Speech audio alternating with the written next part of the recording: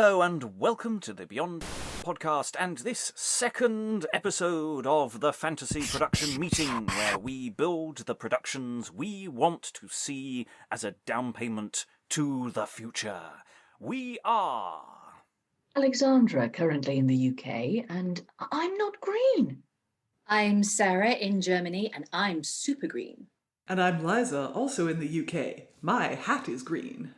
And I'm Robert in Lavenham, and for those watching in black and white, the green is next to the red.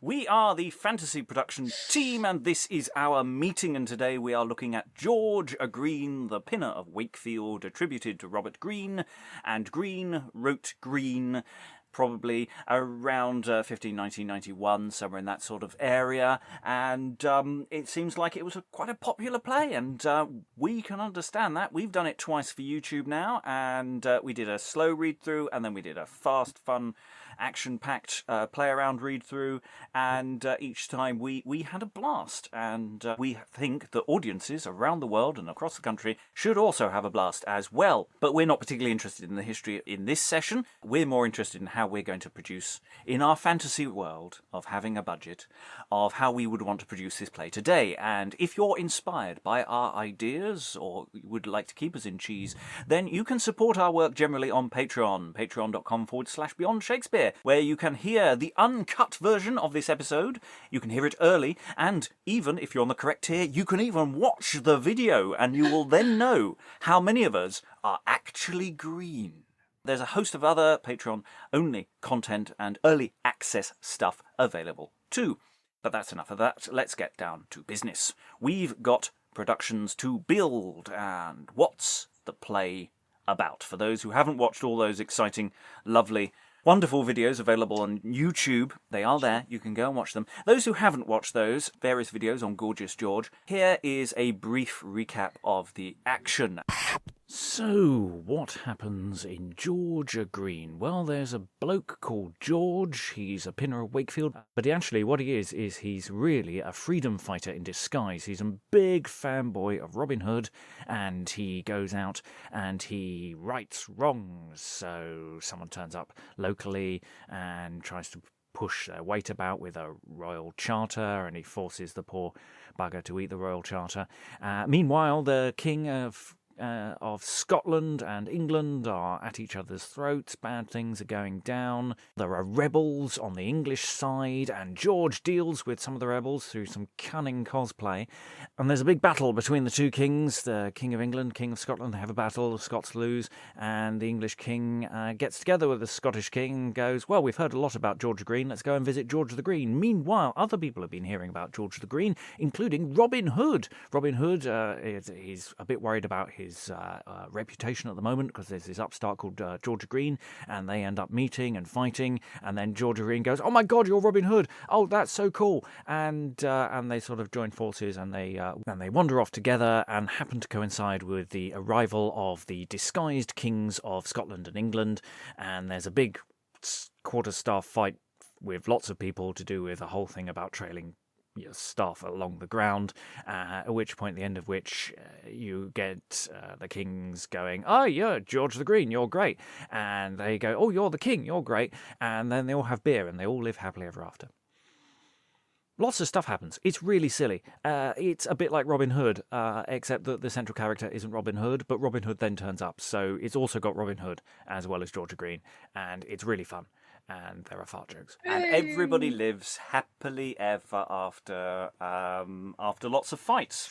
Yeah, so feeding into the whole Robin Hood tradition of a script being an excuse for a series of extended fight scenes, which I absolutely adore. It's really funny. It's really fun. There's lots of disguising, lots of costumes, lots of silliness. Next time I do this, I'm going to bring a quarterstaff.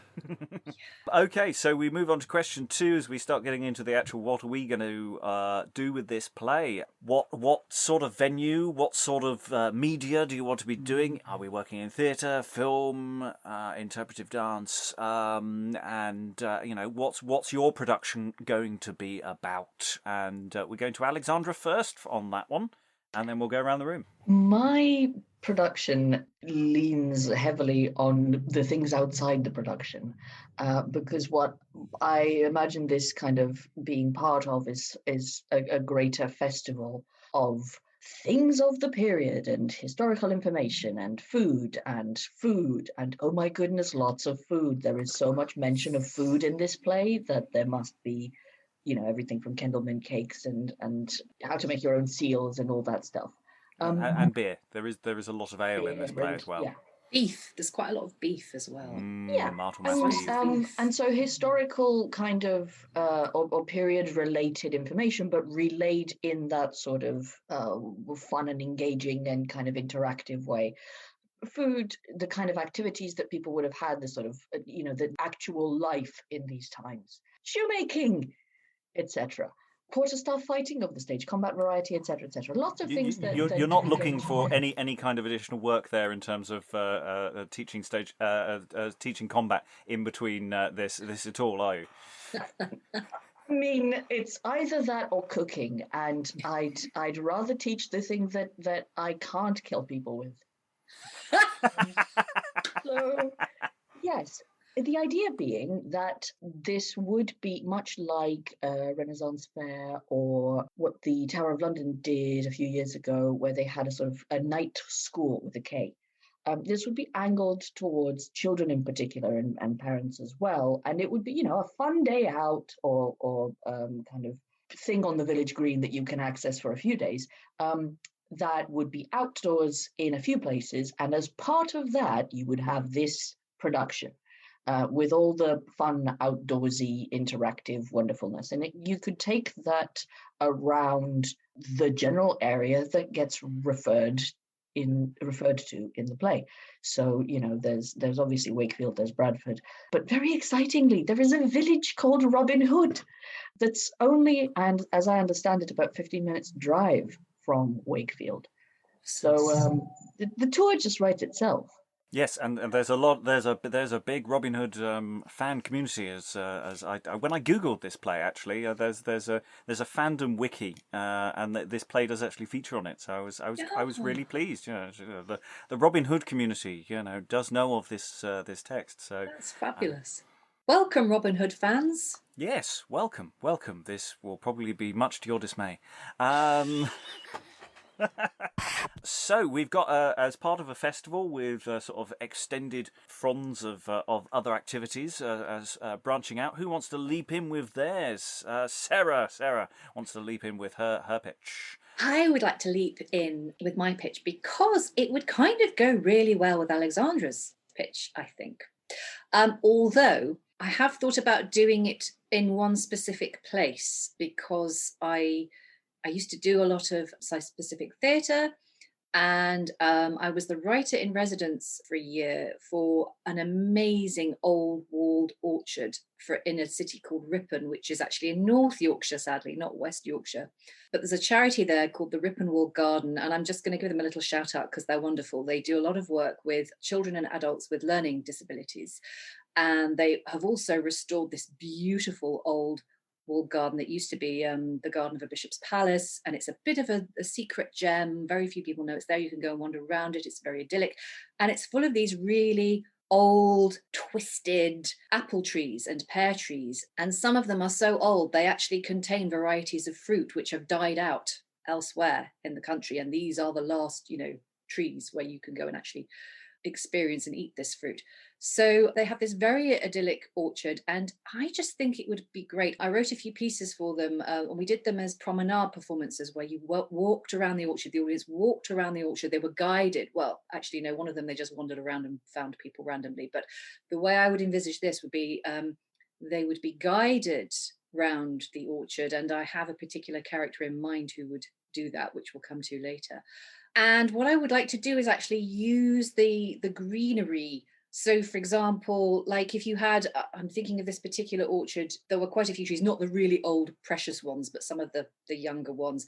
They were quite low, they had split trunks. So there were big branches coming off, so they were quite easy to climb. You could use a tree as John O'Barley's castle. So you could have Jane like perched in the tree, and James below, or, and then if you had like a sort of big bush, big bushes quite often have hollow bits in the middle. And again, I'm thinking of this particular orchard. You could have Grimes's house. Grimes' house could be, this kind of, this sort of like in the greenery. So he pops out of the greenery, to sort of surprise the audience. And I was thinking, Jenkin could be the one who leads the audience round. So then it becomes quite an interactive thing for the audience because, for example, Act 3, Scene 3, like it opens with George moping, basically. He's having a little soliloquy to himself, and then Jenkin comes upon him and speaks. So Jenkin could actually take the audience, and the audience could kind of, we could be peering around the tree and spying on George while he's doing his soliloquy, and then Jenkin goes and joins him. So he goes from the audience, he leaves the audience, and obviously he still stays in character when he's with the audience, but then he suddenly goes into the action. So the audience feel really close to it. And then you've got things like when Jenkin meets the shoemaker and they're going to fight, but it's like, oh, let's walk to the other end of the street. So, they could walk to the other end of the street and the audience could follow them through the orchard. And the fight scenes are so amazing. You could make the most of those by, the audience could then surround the fighters and they could be cheering and booing and hissing and, oh, go for him and heckling. So it could really all become part of it, lots of audience interaction. And then I was thinking, when after the fighting's all over and George then he has this line where he says, "A stand of ale to be set in the marketplace, that all may drink that are athirst this day." And you could at that point, those tiny little paper cups you get them in fast food restaurants that putting the sauce in, or like, you could pass those out, those tiny little cups with just a little tiny bit of ale, and you could pass them out around the audience, so the audience all get to go, "Whoa, huzzah!" and drink the ale. So I think that would be quite. And also, the play actually ends in a song, and if you did a song, you could actually again hold up a board with the chorus on and get the audience to join in the chorus. So it's like you're taking some of the kind of interactive elements from pantomime. You're not turning the play into a pantomime, because I think the play is too beautiful for a pantomime, really. But you're taking some of those interactive elements that work and kind of weaving them in to kind of create that kind of joyful bond between the audience and the players. And I think that would kind of really work in this like lovely bucolic green setting, because there's not any actual magic in the play, but it is a real folk tale. So I think that would be a really lovely way to stage it. So it could be done in this place that I'm thinking of, in the beautiful Ripplemore Garden, but it could be done in any orchard. I'm sure there are orchards around Wakefield, and I actually think it would tie in really well with Alexandra's brilliant festival idea, because you could have the whole festival in the orchard or in the garden or in beautiful grounds, and then the play's there, and then Alexandra's there teaching staff fighting like in the breaks, and we're all drinking our ale, and the whole thing turns into just a really good day for everybody. So yeah, that's my pitch. I take your contract, Sarah. Yeah. It's the sort of thing that you're absolutely right. You could do, some variation of what I was suggesting and or what you were suggesting, and you could take that to anywhere that's, a public place that doesn't get a public green place that doesn't get used for communal and community activities, but really should. Yeah. You were saying something about having things happen around the trees and using the trees as part of that, and I was just thinking, when you mentioned that, one could build very simple very easily removable sort of bits of set, let's say, where you've got a wall between two trees and that's someone's house, and then the memory of that stays, but the object itself doesn't do anything to the environment, doesn't affect the space that much. We did that actually I did a one production with them. It was sort of like a subversion of the Snow White story, obviously, because there are a lot of apples. And actually the people who are involved with the charity, they do a lot of, the young people and adults who the charity supports, they do a lot of woodworking and whatnot. And they actually built us a castle, like it was just a flat panel, and it was just really, really lovely. And it was set up in the green, and it didn't do any harm to anything, but it was just a really nice thing. So yeah, that would work really well. Great idea. Lovely. Liza, what's your... I think we should say to the audience, last episode we went for quite radically different takes. We had a discussion before we went on saying we may be a lot more crossovery this time, and that's fine. So worry you not, this regular listeners to this episode too. Yes. Well, my thought would be, and again, this has intersections and dovetails probably with Sarah's and Alexandra's. My thought would be a scratch touring production that you could basically play anywhere. Possibly you wouldn't even need a stage. Basically any open space. It could play outdoors, it could play indoors, school gyms, empty fields, garden centers. Pub. You'd need enough space to have a quarterstaff fight would be my criterion. Pub garden. So pub car park or pub garden could work. This is a play with a working class hero. Let's bring it back to the people. And also there are so few plays set specifically in the north of England. So let's bring this play back to the north of England. Let's bring it to Wakefield, bring it to Bradford, bring it to all the towns that used to be little towns and are now probably like suburbs of Manchester or something. But just tour it around the north to people who don't normally get this kind of play. Get funding from some benevolent body so we can charge a ridiculously low ticket price but still pay our artists a fair wage. That's the dream, right? Yay. But the important thing is that anyone be able to come to this. And it's a play that lends itself to that. I think I could see a very sort of homemade ethos to the sets and costumes. You basically just need quarterstaffs and a couple of crowns. Jaina Barley appearing on her balcony is something you could, I guess, work out depending on what your venue was, or just make a balcony out of cardboard and ask the audience to imagine it. Anything can be a rampart, right? A cardboard flat with a stepladder behind it or something. I've been a rampart. I've been a rampart. You've been a rampart? Yeah, what? It happens. It happens sometimes. Rob, leave your personal life out of this. And so, yeah, scratch touring production in, my thought would be scruffy medieval, which leaves us scope to go, for some interesting costumes when Willie disguises themselves as a woman, for example, or when George disguises himself as a fortune teller. So my pitch is again, we're all talking about live theatre because it's what's on our minds at the moment. I did toy with trying to persuade Disney to do an animated version so that we could reuse the Fox and the Robin Hood characters there.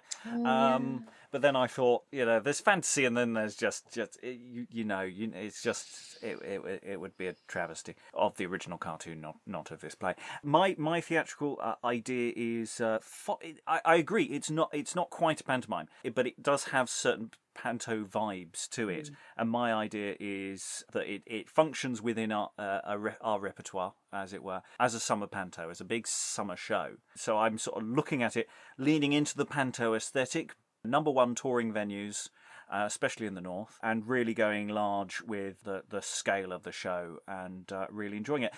It's interesting, even though I've mostly worked in fringe theatre, I think it's my curse, is that deep down all I want to do is light entertainment, and yet I'm always playing to two people and a dog. So extravaganza. The aesthetic, I think I think we've talked about. Everyone sort of mentioned this in passing of almost everything is two-dimensional set-wise in this play. It's just something about this play that it's shiny but 2D, and so they would be big, extravagant sets, but they would actually be relatively two-dimensional. They'd fly in, move in and out. The action would constantly move, and of course we'd lean into the scale of the fight scenes. We would really go big on that, and we probably put some more in. I mean, there's supposed to be a small war at one point. I don't see any reason why we can't have a bit of that, just to break up some of the scenes and lean into the comedy and just make it good, the good kind of populist entertainment that your big venues would perhaps like. There aren't many plays that we do where we could say we could take this out and market it to a big space in the way that other entertainments can. So that's very much my thought, is to go big. Go big. You could pitch that idea, seriously, you could pitch that idea to the West Yorkshire Playhouse, because the main stage in the West Yorkshire Playhouse is large, and they would love that, actually. Add some music, more fights. It's just and it wouldn't be cheap, but again, it's that thing of there should be an audience for something like that, so you can balance your books and make sure that you create something exciting. So we've got all these we've got festival outdoors, site specific outdoors, scratch. Indoors, outdoors, and I've gone resolutely indoors because I'm a lighting designer. And leafy gobos, more leafy gobos than meets the eye can Actual see. leaves. Leafy Gobos is the name of my new band. We're very sort of psychedelic with a bit of sort of acid rock. Yeah, Nice. like it. Think Gong, but different, leafier.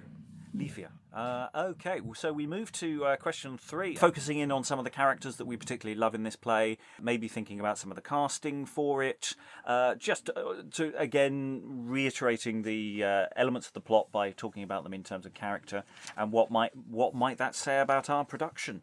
Sarah gets to go in first on some of the characters. Yes, so obviously I'm going to start with George-a-Greene, and as the only Yorkshire person in the room, I'm highly excited by George, because he's basically a Yorkshire Errol Flynn, and Yorkshire people never get to be Errol Flynn. So so I would absolutely want as Liza said, he's working class. I would want an actor, he would be a working class hero in green tights probably. He's a very vigorous chap, fond of settling disputes with his staff rather than, talking them through in a considered way. But he's not above using a bit of guile, dressing up in disguise to foil his enemies. So he's an interesting character, actually, because he balances all the sort of daring do with a sort of like a robust practicality. And that makes him very, very human, I think. And he is quite hot-headed as well. It's funny, sometimes he really thinks about things and plots and goes into detail, and sometimes he's just very, very spontaneous, and that makes him so human, and I just love him for that.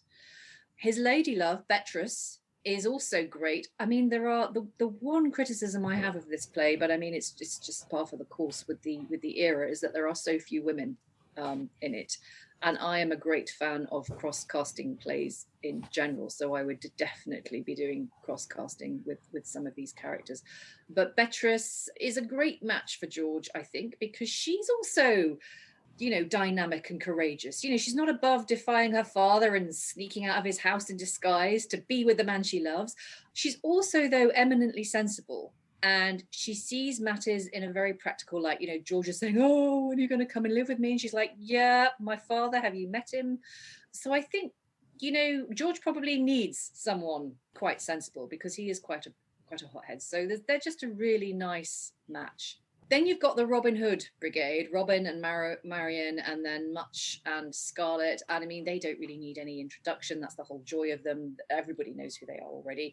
Liza mentioned the fanboying earlier, and that is something that I absolutely love. George idolizes Robin Hood. So there's some really delightful stuff when, once he realizes who Robin is, he's like, "Oh my God, you're my favorite person ever in the whole world." And it's fabulous and very, very funny. But I think it's important that it actually happens after they've fought, because by that point, George has actually matched Robin Hood in combat. So on some kind of alpha male level, he's proved that they're equals. So Robin respects him. And once that principle has been established, then George gets to kind of man crush all over him in this really hilarious way. And that just makes it really charming, because they are actual equals and they do become friends in spite of all of the fanboying. So that's really lovely. Someone, when we did the second reading, someone, I think it might have been Stephen, mentioned that this could be one where you could cast Robin Hood as a slightly more mature Robin Hood. And I think that's a great idea because, then you've got he doesn't have to be really, really old, but just the sort of slightly more mature experience contrasted with youth. You've got George there, who's the really enthusiastic, vigorous young guy, and he hero worships Robin Hood, and then Robin's the kind of the older, more mature guy who's maybe feeling his age a bit when he meets George. I don't know, that could work quite well. Another character. I was just going to jump in on that. Thinking about the Robin Hood trying to protect his legacy. You've got the next generations coming up behind him, and Marion's there just going, you're not getting the bookings you used to. Yeah, absolutely. That would actually explain some of Marion's angst. Yeah. The franchise is in danger, I think that creates a dynamic to the fight as well, which is the kind of thing that Alexandra might be very interested in. I'm not suggesting that you're pivoting in any way in the direction of the fights, but maybe you are. No, but you said fight, and my light just dramatically went out and back on. So it was, yes, it clearly wants me to be noticed. I also think narratively, it's a great thing that is never done, showing us the hero after their glory days, where we've invested ourselves, and you can get an audience with my festival production, you can get an audience invested in the Robin Hood idea, and then you see them and they're past their best. And that's okay. And that's actually interesting. And I feel like that would be a great angle into a Robin Hood mythos that no one seems to have taken yet. Well, there's a film, isn't there, with Sean Connery and I want to say Audrey Hepburn. It can't be Audrey Hepburn. It was Audrey Hepburn. Yeah, playing Marion, where he's older. But in a way, that would actually also feed into it, So Can I talk about Jenkin? Please talk about Jenkin. Talk about the clown. Jenkin's one of my favourite characters because he's the clown. So he provides the comedy business, but he's also genuinely helpful in the way not all clowns are. Some are. Hodge, for example, in Thomas Cromwell, he's a really helpful clown, but Jenkin is genuinely helpful. He's sort of there. He's there assisting him when he's foiling the baddies in disguise. He's passing him his staff. He's bringing Beatrice to George. So the fact that he's genuinely, he's a clown, he's really, really funny, but he's also genuinely helpful. I think that just makes him a character that the audience are going to really root for. And so he is the one, if I was going to do this like promenade performance where a character was leading the audience around, an orchard or a wood, he's the one who I would have as the go-between, because I think the audience would really, really get behind him. Yes, he's not comedy clown. He's wisecracking sidekick clown. Yeah. He gets some really nice lines of dialogue, as I recall. He does. He does make some fart jokes. That's an important leveler if you've got children in the audience. I'd never underestimate the power with a younger crowd of a fart joke. Absolutely. Might need to put more in, actually. if you're going for children. I'd probably go from a 12+ range myself in terms of that. Yeah. Anyone else want to pile in on Jenkin, because it's a really interesting question. What the one does with a character, the comedy characters and things. Anyone want to pile in on him or any of the other characters Sarah's already mentioned as well? George himself.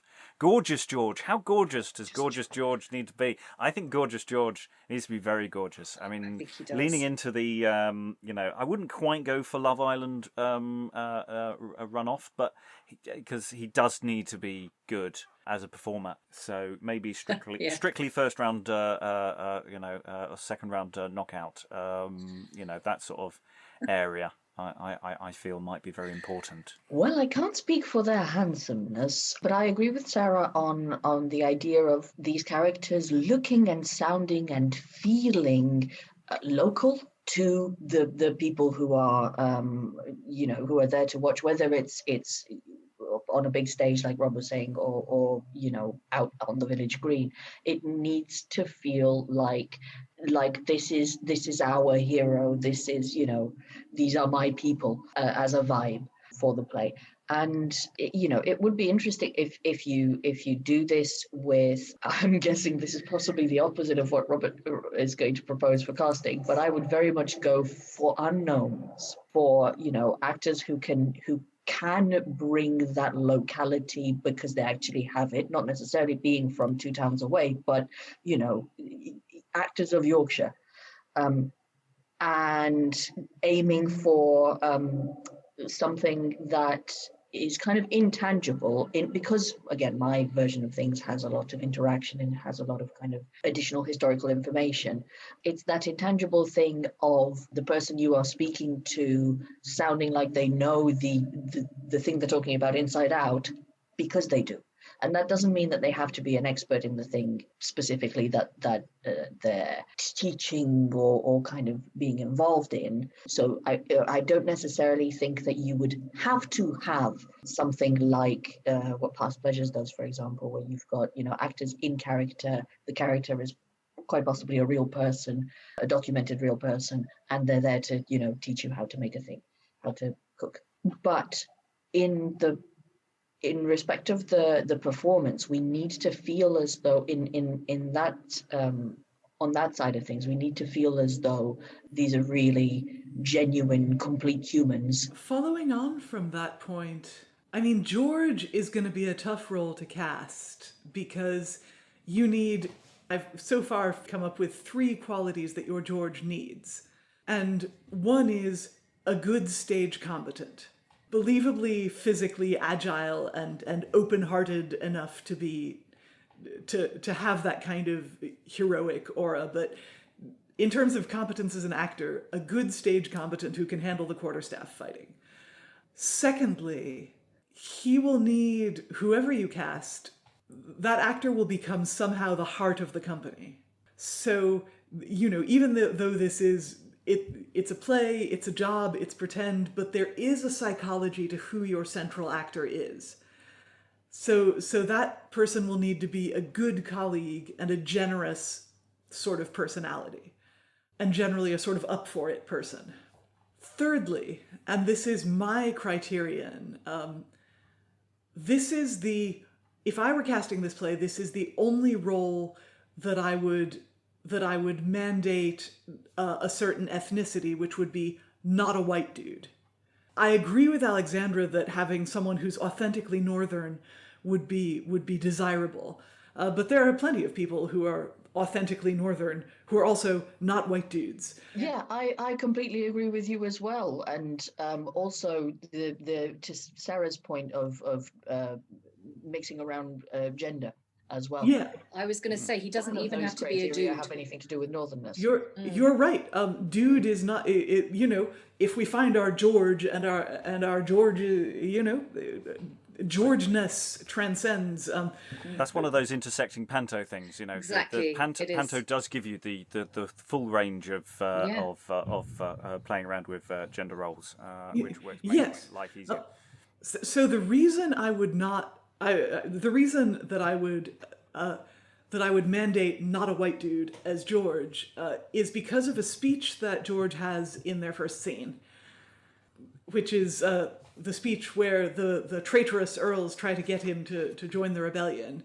And George says, "You of the bench, and you, my fellow friends," which, includes the audience, "neighbors, we, subjects, all unto the king, we are English born, and therefore Edward's friends. Vowed unto him, even in our mother's womb, our minds to God, our hearts unto our king, our wealth, our homage, and our carcasses be all King Edward's. Then, sirrah, we have nothing left for traitors but our swords." That speech, it seems to me, in the hands of a white dude, if you were a person of unsavory politics, you could put an interpretation on that, which would not necessarily be our goal as a production, which might be actively in conflict with our goals of inclusivity and bringing theater to the people. And the people most emphatically include all the people. Now for a little break, little moment of George-a-Greene goodness in liquid form. Over to Sarah for Cocktail Minute. Legal disclaimer. We accept no liability as to how this drink affects your internal organs or views on the nature of reality. All recipes are followed at the listener's own risk. Don't have nightmares. And now, over to Sarah and Cocktail Minute. So, the George-a-Greene cocktail. For this recipe, you will need a cucumber. Does the cucumber symbolize a quarterstaff? It could very well do, actually. Although I've only got half a quarterstaff, which is a little bit inadequate. But That's like an eighth staff. Yeah. So you'll need a sort of chunk of cucumber, which you want to slice up and put into a cocktail shaker. And then you will need an apple, and you want to cut a slice of this, and you want to peel it. You want to peel the slice so you've just got the inside flesh of the apple. Cut that up, put it in your cocktail shaker. Then you will need one of these for measuring, and you will need a bottle of vodka. Yay! And you want 50 mils of vodka, and you put that into your cocktail shaker, and then you want to give it a little mix now. So, you haven't put anything else in yet, but you want to give it a mix just so that the cucumber and the apple infuse into the vodka. And if you've got time and you're not massively impatient and desperate for a drink, as I usually am by the time I'm making a cocktail, you could actually put this in the fridge for 10 minutes or half an hour or a few hours if you have that much willpower, just to let the vodka infuse with the apple and the cucumber. Then you want 30 mils of ginger wine, and all the ginger wine that I know of comes from Scotland, so King James would have been very approving of that. And then you want to add 25 mils of, it's a Japanese melon liqueur, it's called Midori, and you want to add that in, and then you add the juice of half a lime. And you put all that in your cocktail shaker. You then add ice. This is where you add the ice. You give it a good shake, blend it all together, pour it out, and then you end up with this. What is that? That is the George-a-Greene cocktail. So this is, apple and cucumber infused vodka with, I've garnished it with a slice of cucumber because I think it looks nice, but you could actually use a slice of apple, which would be useful if there were any passing horses that you needed to, get out of your pound as you were sipping. So yes, the George-a-Greene cocktail. Cheers. Soupy twist. A full ingredients and instruction list should be available via the show notes. I say should, I don't know if it will.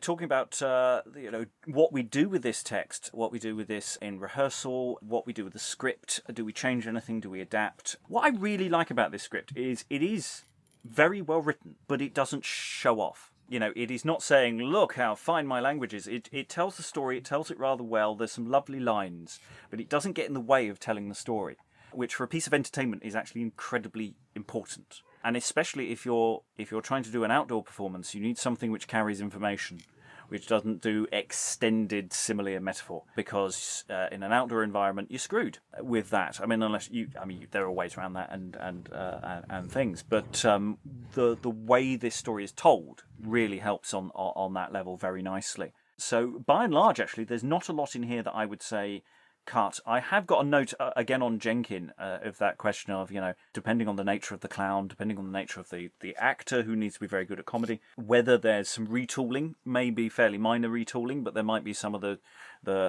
way the jokes are delivered just might get slightly twinged around the edges.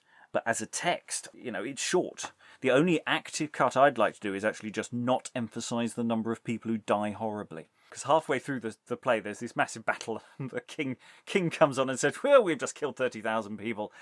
And, it's just a very minor thing. But, all you really need is him to come on and say, we won. That'll be fine. Because, everybody lives happily ever after, pretty much, otherwise. There is an onstage death. I might want to tweak that. And in terms of rehearsal process, this is very much one focusing on storytelling, focusing on those set pieces, the fights, the music. It's a matter of getting together, and this is where the question 3 and question 4 sort of intersects, is getting people who work very well with this kind of material, which is why, again, I should point out, I'm not aiming for a panto, but I do think personnel for panto would be very good for this. And not necessarily the big names, but, the people who do panto every year, who, can do the singing, can do the dancing, probably can do fighting, if they're good physically, and can work a crowd on some level. And that's where making sure the team works together, because it's, yes, there is George, there is this focus on some characters, but actually the whole totality of it all needs to slot together incredibly well. Who wants to leap in on any of their rehearsal processes, if there is any? I mean, we can skip on if anyone is lost for words or just has other things they want to say. Sarah? The thing I would be tempted to cut is the number of rebel nobles, because there's 4 of them. There's Kendall, Armstrong, Bonfield, and Mannering, and I'm like, they're all just really inept villains, and do we really need 4? So I don't know, like, I would be tempted to look at the text and see if I could maybe amalgamate a couple of them. The other person I wanted to talk about in the character section, but we kind of moved away from that, is Jaina Barley. Because Liza mentioned what a great character she is. And I feel, George is the hero of the play, but she is the other hero of the play. She has a lot to contend with. I think it's a shame that she's only in that one scene. And I think it's a particular shame because you've got James, who's a lecherous old goat, King James, leching after her. And, and then, he's called away and, oh, great, she's going to be fine.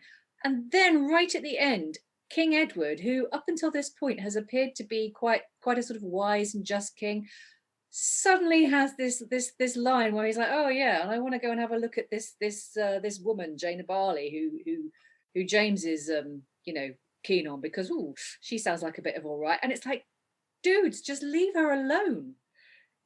So I think either I'd want to cut that line because it does actually creep me out slightly, or alternatively leave that line in and actually have Jane coming back on at the end. She doesn't even need any dialogue maybe, but she just kind of walks in with Ned in tow, grabs somebody's staff on the way past and just whacks him around the head. Says, I married you, Olga, or just whacks him around the head and just coolly walks on. Yes, because it is an interesting sort of weird annex to the story of this incident that then does go nowhere. I mean, most other elements of this play are integrated into each other, and that one isn't. Maybe there is a thing about tidying that up or making more of that. Alexandra? Relating to Sarah's point about why are there so many people who say very little and don't add much, I felt that way about Robin's crew, right? Where we meet a whole bunch of people who go, I am this person, and because you know everything about me, I'm not even going to bother doing anything other than give you my name. Let's have a fight. Let's have a pint. Excellent. So one, with those characters, you get around that by having an established mythos and by leaning into that in, outside of the production itself. But also, you could make that a thing. You could have the 3 or 4 either actors, or if you cut down the lines and you end up with them being basically 2-liner characters, audience participation, promote some people to other rebels, right? So you could either have the 3, let's say, performers who are and company for the rebels and then for the heroes and then etc. But there's actually there's one construction that gets used by Kendall and Much, who both say more than once, as I am my name of that place. So that sort of thing would be, as I say, would be fun to do either if you're using it as audience interaction or just the same people. So you've seen the face that said, I am Kendall, now saying I am Much. The other thing is, going back to Rob's point about language, the language of this play lends itself to being understood really well, which is wonderful for children, again, but also for people who are not into that kind of thing. The script seems to show us, in most cases, but not all of them, that violence is not a solution. James turns up outside the Barley castle and threatens to kill the little boy, and he doesn't get what he wants as a result of that, and he also doesn't kill the little boy. The quarterstaff fights, they end up with, good, you are a worthy opponent, again, if there were tailoring of the script or of the performance of the interpretation that kind of really indicates that, we've all learned how to wave a stick around in order to pretend to hurt people. But as you can see, we're pretending and we're having fun pretending together, as opposed to this actually being a thing that solves our problems. Which is why I agree with Robert about the kind of genuine greater consequences of war. The fact that the plot at the end gets resolved with everybody forgiving everybody and having a pint, that's great. There's just picking up on your point about things to emphasise. The script constantly does this, and I think you could do more with it. Is people saying the same thing in a line. So give your man leave to fetch me my staff. Jenkin, fetch him his walking staff. Here is your walking staff. And again, which really lends itself to outdoor stuff, because it's like, this thing is happening now. We're now, go and knock on the door. I will knock on the door. I have knocked on the door. And which is also, lightly comic, but it's also quite useful. Liza. It lends itself to distance as well, doesn't it? Because you're going, tell him to do the thing. The person who's, further along the crowd goes, has to do the thing. And then at the other end of the crowd, you've got the person receiving the information. So yeah, that could be. Yeah, I do kind of enjoy the repetition in this play, and I feel like rather than cut it, leaning into it would be fun. Just as, there's no power on earth that could make the comedy less stupid, so you have to lean into it to make it extra fun. When Sarah was talking about Jane Barley, I thought in the first Wakefield scene, there's a justice who runs the village and confers with George and never comes back after that scene. What if the justice is Jane Barley and she's basically the president of the village? Oh, nice. Maybe we can find some other lines later in the play to also give her, so that character stays alive. But I think the basic mechanic of dastardly earls double Robin Hood's men, Jane Barley doubles Maid Marian, I think that basically works. The only argument I can think of towards having extra rebels is that you need understudies.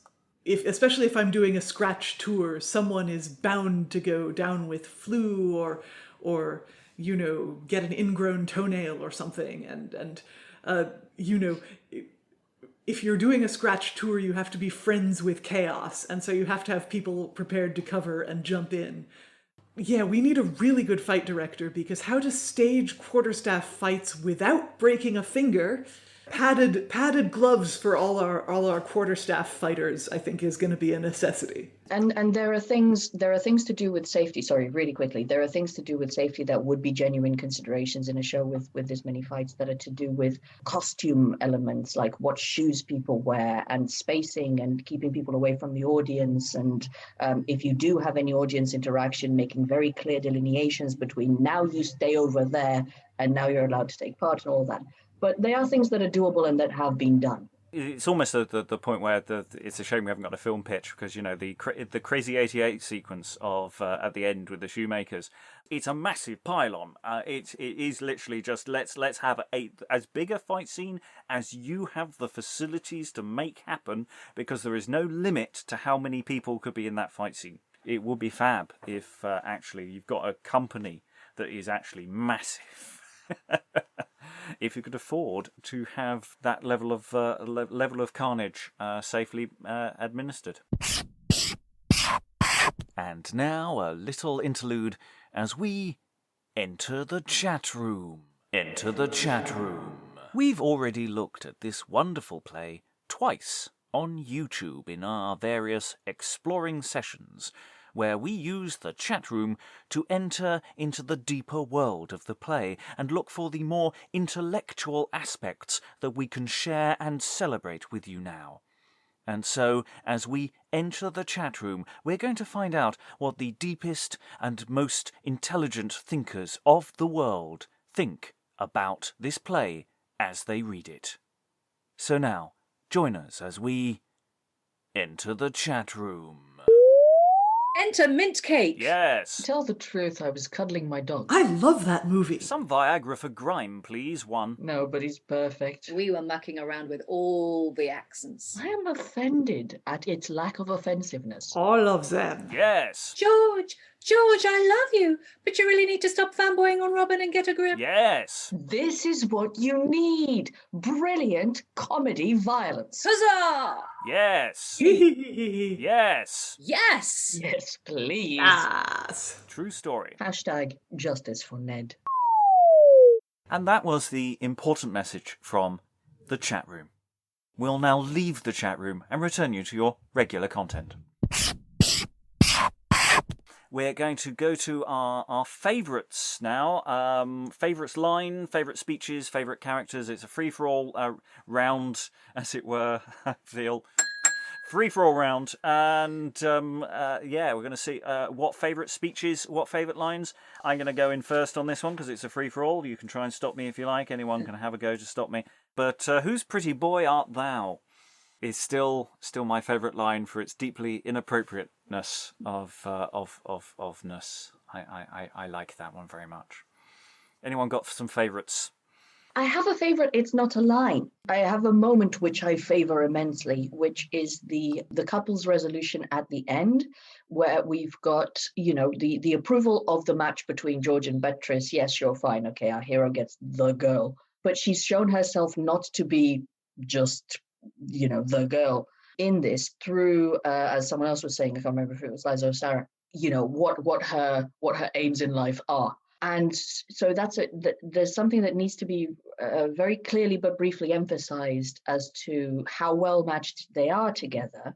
And we get that in the Beatrice magic appearance moment episode, where they don't want valuables and they, she's refused people offering her not a kingdom, but whatever, he's refused knighthood. But more importantly is the match. I'm really keen on the match between Grime and Willie, because the text is ambiguous, but it's ambiguous enough that you can, without any effort, make it sort of clear that actually they've figured out that they're both men and they're both okay with that, and they still want to be together, and that's fine, or that's just as normal as the other match. And I feel like, especially when you do that as a performance, as I was saying, aimed at children, just normalize that everyone, that not all Northerners are white, and that some people are gay, and all of these things that exist in the world around us nowadays, even though you're doing this in highly specific 1480s garb. Yep, lovely. Other favourites? My favourite scene is also what I've written here, the wily reveal. Yeah, because I would absolutely want to play it the same way that Alexandra has just described. I just do want to put in a thing here, though. Is he wily or is he Willy? I personally feel, I know Willy is more, hilarious, and I have never been known to wittingly ignore a double entendre, but I actually feel he's wily because he's a wily character, and so I would go for wily. My line, in addition to the one you had, Rob, which I also had, I'll baste you both so well you were never better basted. I love that line because obviously he's talking about violence, but turkeys come to mind. So, put it on your Christmas mug. And also it's a great tongue twister. Since I started doing these readings with you guys, I've been collecting Tudor tongue twisters to use with my voice clients. And that is definitely going in there because it's a great one.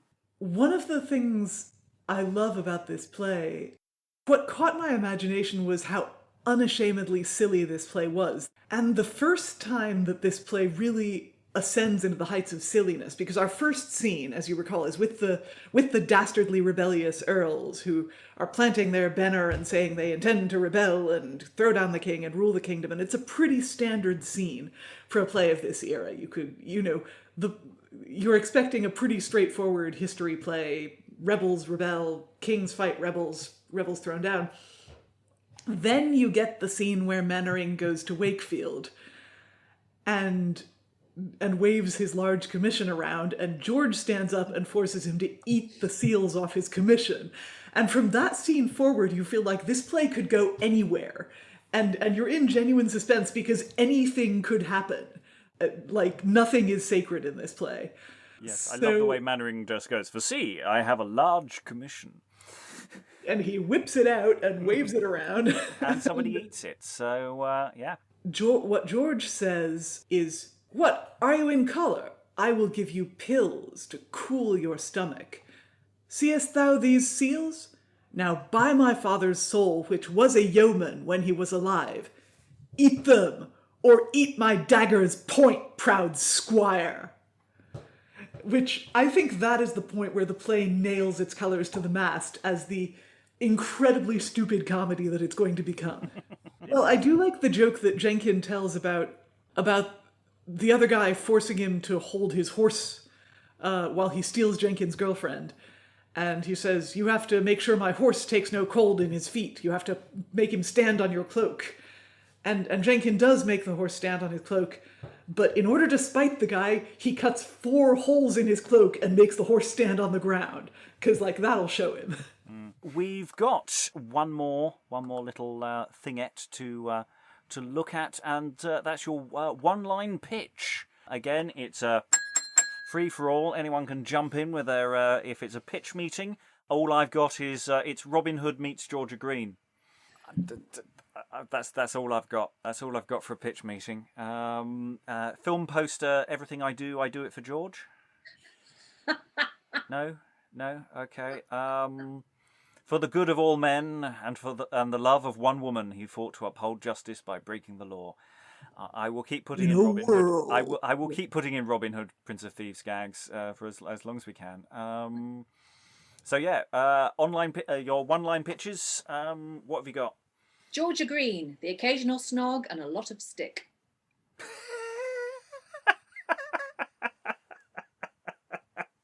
Stupid comedy and quarterstaff fights. You know you love it.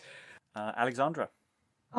It's not exactly a single line, but the moment that includes the line that we have not read out from the chat, which is, the line is, "A fart for the pound and a fart for George-a-Greene." The pound being where he impounds the animals. I feel as though that moment somehow, hopefully that line, but that moment needs to be the one-line pitch, the "in a world where a fart for George-a-Greene." Excellent. So we're still working our way through the format. We're still playing around. We may, in the future, have some additional guests, different plays coming up. So patrons and podcast listeners at home, what questions should we be asking about these plays? What plays do you want to see us do next? Are there any special guests you'd like to have us on? Like we have any control over that whatsoever, but never mind. Answers on a postcard, admin@beyondshakespeare.org, or you can follow us, comment at us on Twitter, Facebook, Instagram. It's always at Beyond Shakes. And if you want to become a patron, that's cool. If you're interested in seeing George-a-Greene, just George-a-Greene happening, there should be a super specific PayPal link that will be in the show notes to this episode, so that if you wanted to contribute to a seed funding work on George-a-Greene, then you can do that as well. And as you may or may not have seen earlier, there always are plans for specific merchandise for individual plays, and you can purchase that, and that will go into the George-a-Greene coffers to some degree, even if it's just to start work on small elements of a future production, help to promote it, build its general interest in the world. We've done two exploring sessions on it so far. We really want to come back to it. And all that remains is for us to say goodbye. Goodbye. Bye. Thank you and goodbye. Coming soon to your imagination now, George-a-Greene, the Pinner of Wakefield.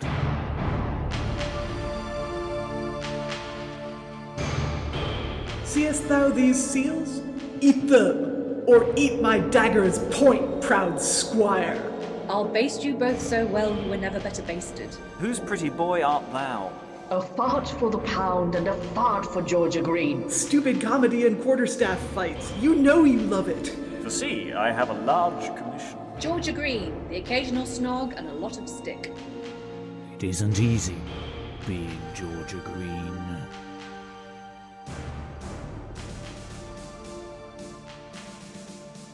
Come read with us. It is fun.